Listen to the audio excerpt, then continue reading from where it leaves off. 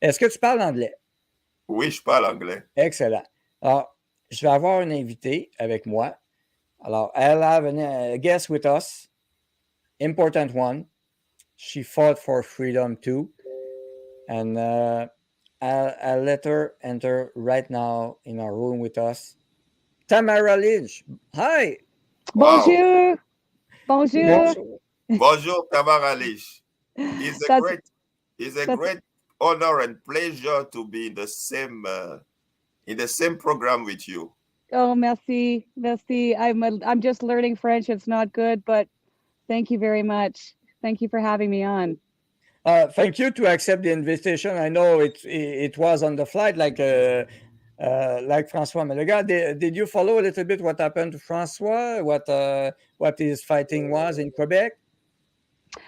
Throughout the pandemic, I did, yes. I mean, I know that you guys were under the worst restrictions in all of Canada. I mean, with the curfew and the tax, I think they were going to try and implement a vax tax on you. I heard from so many Quebecois that families weren't allowed to see their children. Like, you guys took the brunt of it. Yeah, we had to fight. Yeah. Thank you very much for what you did with the Freedom Convoy. It was one of the greatest, if not the greatest, action of freedom in the world, fighting against all those mandates. So what is all your cases? Because I think that during for a time you were not allowed to be in a program like this, or they gave you some condition. How is it about? As all those conditions be lifted? No, unfortunately, I'm still under quite a few conditions, very broad conditions. And after the release of the commissioner's report in February, where he came out and actually said that he felt that the government was justified in invoking the Emergencies Act, I was very frustrated. My lawyer and I went over all of my conditions with a fine-tooth comb and basically decided that I was able to speak so long as I was not organizing or advocating for a protest or against COVID-19 mandates. So I sort of just got to the point where I couldn't stand around and listen to Trudeau say he was keeping Canadians safe and safe anymore, and that he had their backs, because that's just not what I saw. Yes. Yeah, so Trudeau intervened in the name of the protection for the health, to take care of us. What did you felt when he did all the laws he passed? You was in the Freedom Convoy, of course. You organized it. What was the trigger thing that for you it was enough is enough? You had to do something. Well, I mean, I was pretty frustrated right off the bat, because I recognized, and I mean, I am not a highly educated woman. I am not a doctor. I'm not a scientist, but I just thought that the stuff that I was hearing coming through on the media, the advertising and the marketing, was just so much fear mongering and propaganda. And so it was actually, my husband and I spent most of COVID actually in Manitoba, because my daughter was expecting a baby. So we moved out there to work on the farm. And we came back to our jobs in Alberta in November of 2021. And shortly after that, Justin Trudeau wanted to implement the trucker mandate, which was going to prevent the truckers from crossing the border without a vax pass or forcing them to quarantine for 14 days. And my parents owned a pilot truck business. I worked in oil and gas. I worked with a lot of truckers, and I just thought, this has got to be enough. I mean, they went after the healthcare workers and our doctors, and nobody did anything. And then they went after the military, and nobody did anything. The RCMP, the federal government employees. And so the trucker mandate was definitely the catalyst. And I was able to reach out to Chris Barber in Big Red there. And I just contacted him and said, look, my background is logistics, organization, and administration. How can I help you? Yes, alors j'ai demandé, people want to know what you said a little bit in French. So, alors, j'ai demandé à Tamara, entre autres, qu'est-ce qui avait déclenché un peu son intervention. Donc, elle a vu tout le mensonge, un peu le narratif des médias. Ça n'avait pas de sens. Des gens qui n'intervenaient pas, qui ne bougeaient pas. On voyait les mesures s'empiler. et là, elle a senti le besoin d'intervenir. Elle est dans un milieu aussi avec son père, des camionneurs, avec Chris Bauer qu'elle a rejoint aussi en même temps. Donc, c'est comme ça que c'est né un peu. Tamara, do you sense the same thing right now with the kind of agenda we're living now with the, wildfires, confinement, climate crisis, the WHO organizations want to impose us maybe a climate pass, something like that? Well, I think we have a lot to be concerned about, and I think it's really important that we keep, holding our government elected officials to account. Nobody asked any Canadians that I'm aware of if they wanted to sign any deals with the World Economic Forum.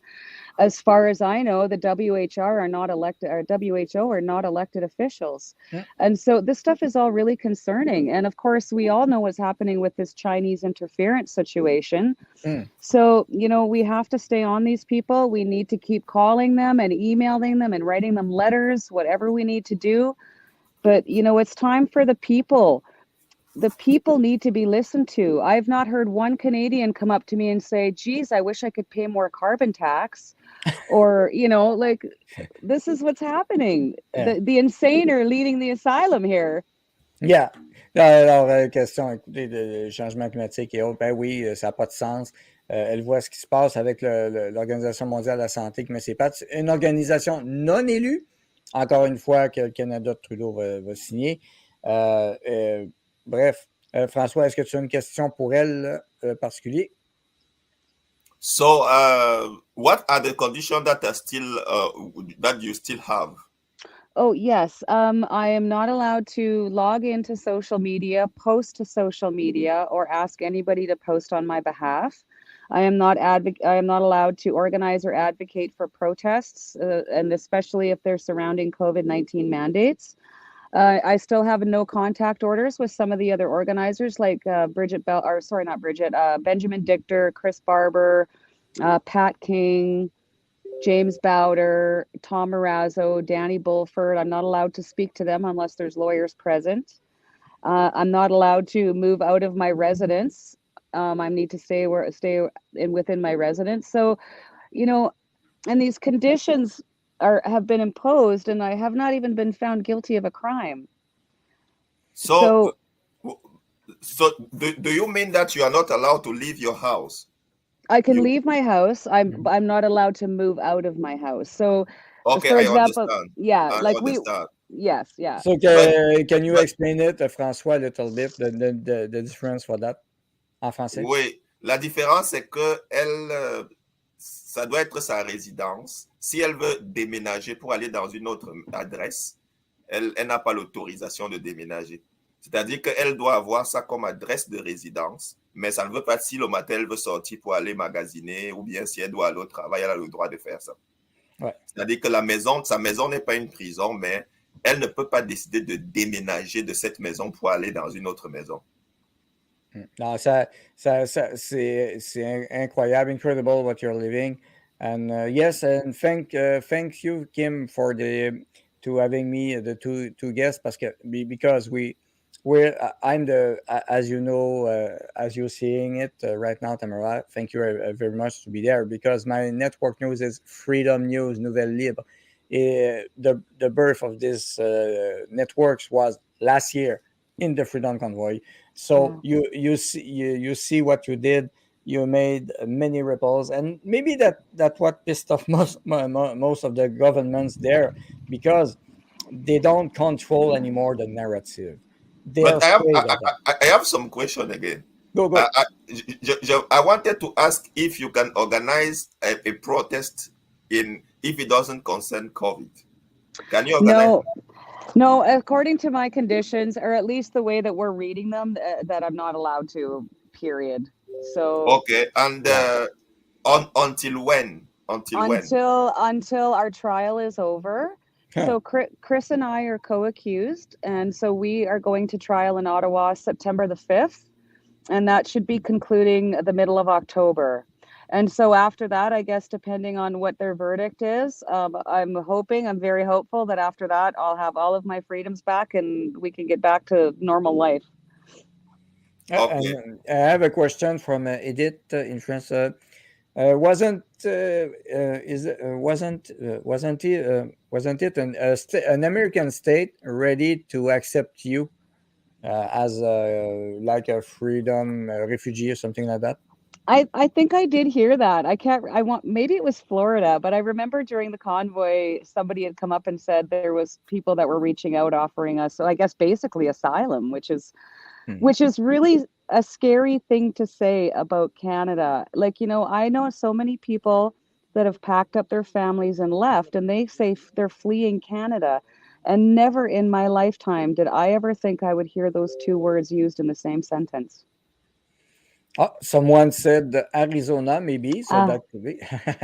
Yes, I think I remember that, Yannick. Yeah, but they didn't pass the law because it was, I think it was a candidate for Congress, something like that, from the Republican Party. Yes, they offered that.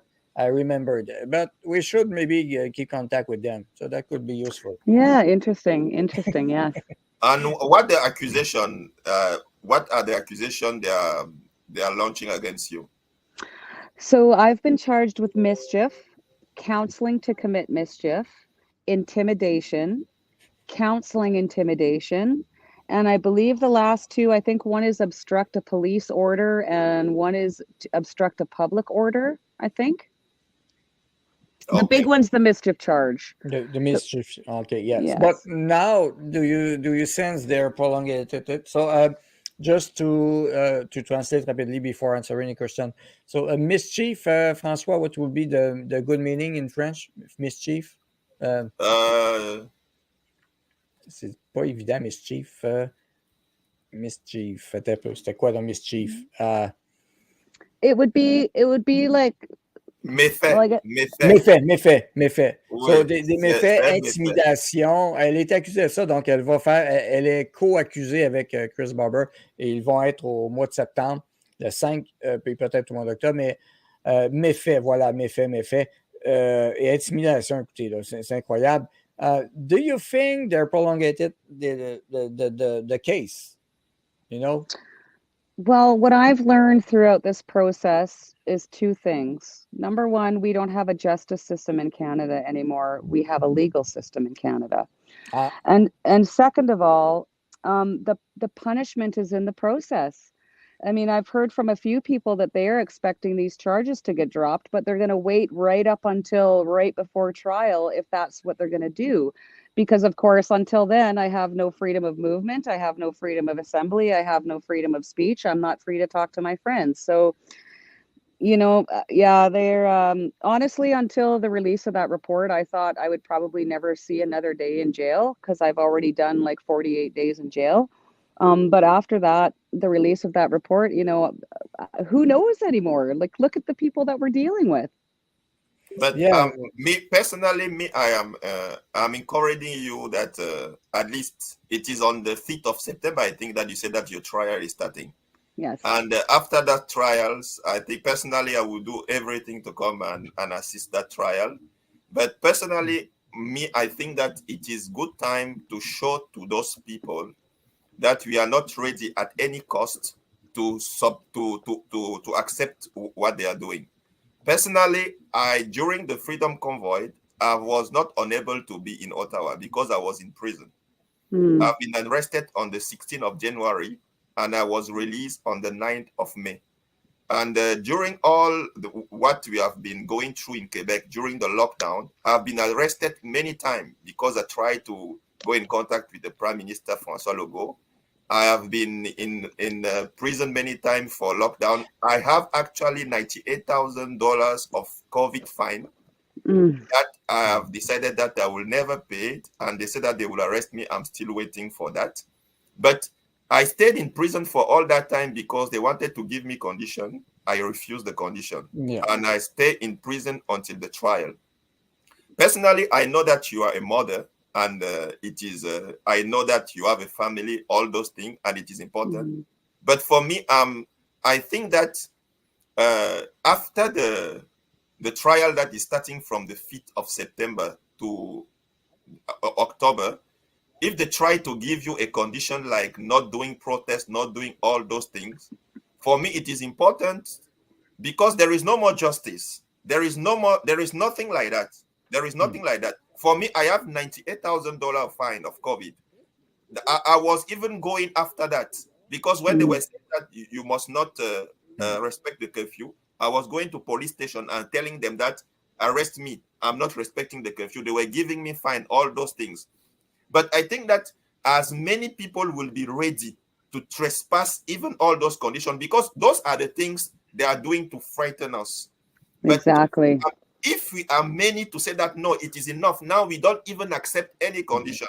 For now, I think that it is good. You have accepted the deal until the trial that is coming in September. But after that, since it is obvious that you are innocent, you are not guilty, if in that trial they finish, because that is one of the things they can do. They have done it many times with me.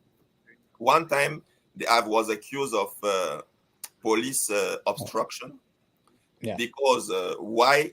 Because I entered into a shop without a mask in front of policemen. They arrested me, they put me, and they gave me, on that day, I had 2 fines, COVID fine of $1,500 each.